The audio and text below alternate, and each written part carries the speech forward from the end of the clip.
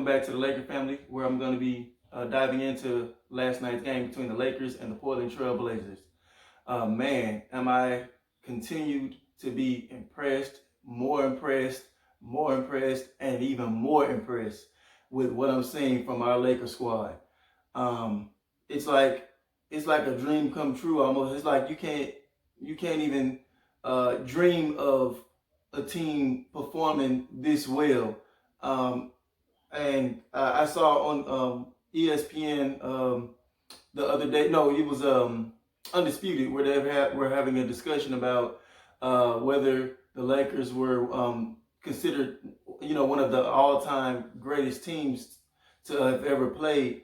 And yeah, it's a bit premature, but up until this point, yes, we're looking like that.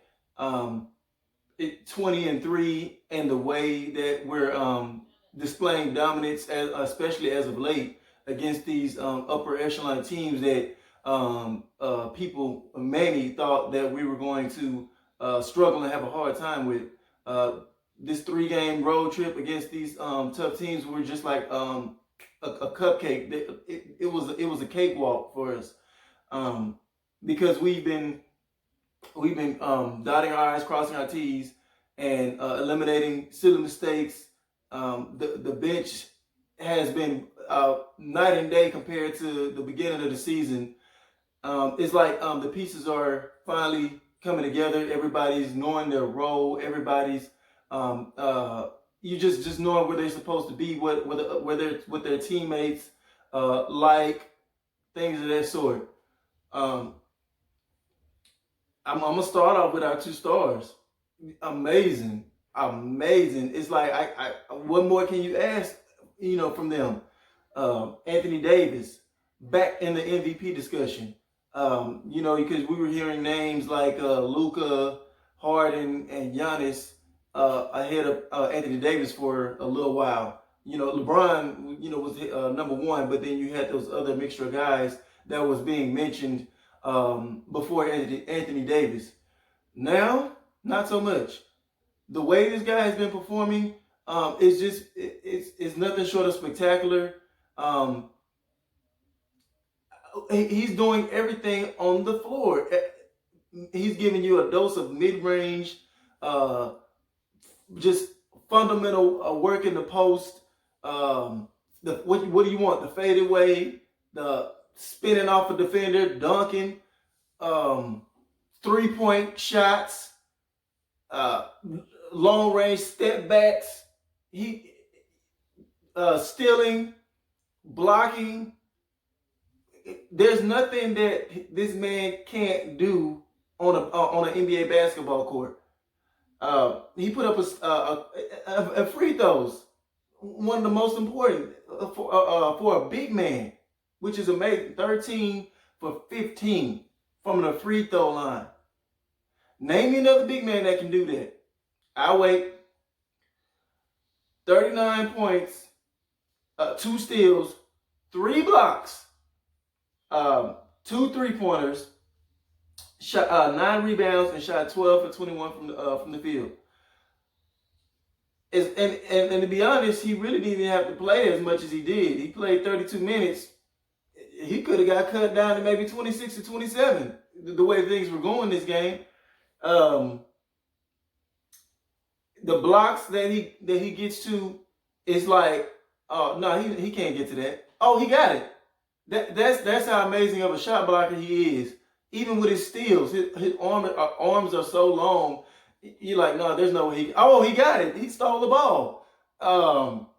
It's unbelievable. It's unbelievable. And I see why he's considered to be a top 3 player in this league. LeBron James, another monster night, 31 points, 8 assists, 7 rebounds, shot 11 from 23 from the field, and hit 4 3-pointers. He hit 3 of those 3-pointers like back to back at a point in this game, and then he got to just kind of heat checking himself. But it was just, the Lakers were kind of toying with the Trailblazers. Had the Trailblazers frustrated all night. JaVale McGee is playing much better and it's a pleasing sight to my eyes because I had been kind of getting on JaVale McGee for the most part of the year because his lack of energy. I wasn't so much caring about his points per se, but his lack of energy, blocking, wreaking havoc, just being a lively body down low. And I wasn't seeing that from him for most part of the season. But this last stretch of games, especially against these tougher teams, he's been showing himself. And if he, I always say JaVale McGee is a key part from us being closer to mediocre to being dominant. If whether or not he comes to play, because Dwight Howard has been giving that type of intensity for the most part of the year. Our guys, Kuzma, 15 points. He played much better. He hit 3 threes. Now I'm gonna tell y'all where I feel like most of Kyle Kuzma's struggles come from is from the inside. Like in years past, Kyle Kuzma didn't struggle so much around the rim. He was able to convert a lot of inside buckets, layups, hook shots, little fadeaway shimmies or whatever in the post. He was able to convert a lot of those in a game, you know, in the past.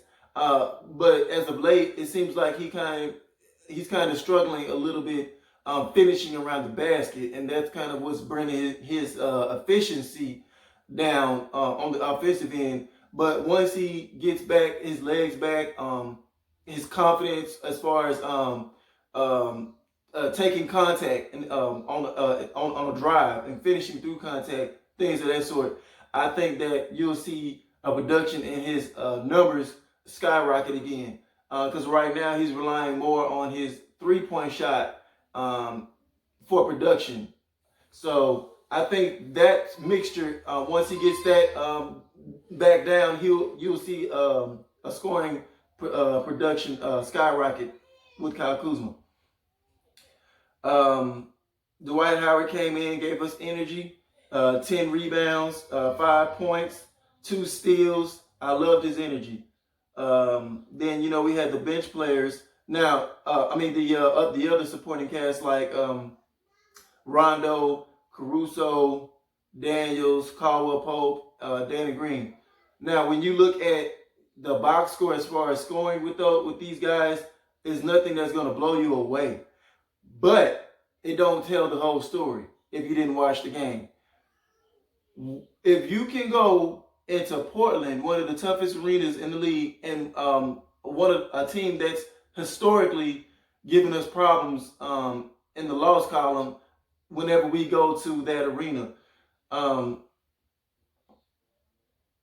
If you can go into that environment and lock down Damian Lillard and CJ McCollum, have all their guards struggling.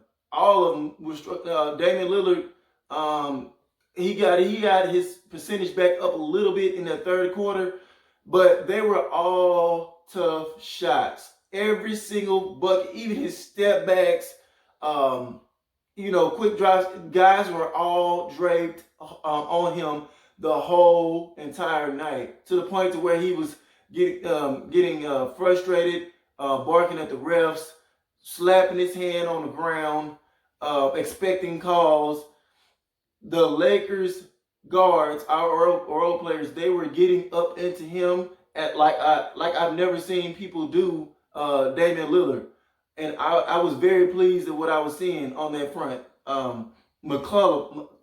McClellan, he had a difficult night. It was so bad to the point to where they were trying to get a switch on a pick and roll to get Anthony Davis to come out and guard one of their guards, so maybe they can try to feast to get an easy bucket. No. Anthony Davis said no. He's not your regular big man. He's not your typical slow-footed power forward or what have you. They couldn't even try to single him out to get an easy bucket. That's how tough the defense was last night. Every time they sing Anthony Davis out, they was trying to go to work, do their little wiggle, dribble. Couldn't shake him, couldn't get him to move, and they had to oftentimes resort to some crazy fadeaway, highly contested fadeaway, and they just couldn't even blow by him. That was spectacular. That stuff like that gets me hyped. To know that we can play pick and roll defense and you don't have to even be scared or worried because your big man is just as good of a defender guarding a point guard, opposing team's guard, just as a guard can. So that was amazing in itself. Carmelo Anthony, I love you. I love what you've been doing and your story, but we had to end that Cinderella story for just at least for one night. LeBron did a terrific job on Carmelo, making him take tough shots. And then we were having a plethora of guys, taking their turn guarding Carmelo Anthony, whether it was on switch or by design. He couldn't get into any type of rhythm, any type of flow, and he got frustrated a couple of times as well, expecting calls, turning the ball over, things of that sort. It was just a all-around, total, dominant game from the Lakers throughout the entire game. The first quarter was the only time that the game was fairly even close. But even then, you was getting the feeling like, okay, a couple of buckets here and there from us, a couple of defensive stops. This game is about to get blown wide open. And sure enough, it did. It got blew wide open to the point to where we were able to just coast. And guys were on the bench, waving towels and celebrating, probably like early in the third quarter,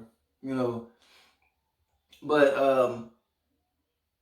man, I'm just so amazed, and I'm very, very hyped and stoked at what I'm seeing. The total score was 136 to 113.